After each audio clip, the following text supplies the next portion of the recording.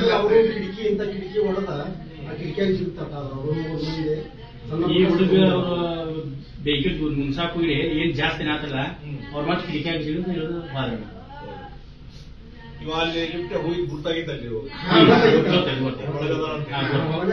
ಪ್ರಯತ್ನ ಮಾಡಿದ್ರು ಓಪನ್ ಮಾಡಕ್ ಆಗಿಲ್ಲ, ಏನು ಮಾಡಕ್ಕಾಗಿಲ್ಲ. ಬ್ಲಾಕ್ ಆಗ್ಬಿಡ್ತಾರೆ, ಲಾಕ್ ಆಗ ಚಾನ್ಸೇ ಇಲ್ಲ. ಒಳಗೆ ಎಲ್ಲ ಸ್ವಲ್ಪ ಒಳಗೆ ಲೀಕೇಜ್